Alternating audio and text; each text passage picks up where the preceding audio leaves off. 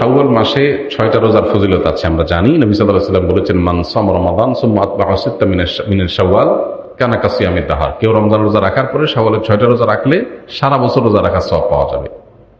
অনেকে এটাকে ব্যাখ্যা করেন এইভাবে যে আল্লাহ তাআলা যে কোনো আমলের 10 গুণ বাড়িয়ে দেন, কোনো কোনো ক্ষেত্রে 700 গুণ আরো বেশি পরিমাণ দেন অনেকে। তো রোজা রাখার ক্ষেত্রে আমরা রমজানের রোজা রাখছি 30টা, আর শাওয়ালে যদি 6টা রাখি তাহলে হবে 36টা। এই 36কে যদি আপনি 10 দিয়ে গুণ দেন কত হবে? 360। এই জন্য হাদিসে বলা হয়েছে রমজানের 30 রোজার পরে বা পুরো মাসের রোজার পরে যদি কেউ 6টা রোজা প্লাস করে তাহলে সারা বছরের পেয়ে যাবে, অর্থাৎ তখন 10 দিয়ে গুণ হয়ে যাবে। তাহলে আমার 30কে 360-এ পরিণত করার জন্য আমার 6টা রোজা রাখতে হবে। Why not? আমরা কেন এটা মিস করবো?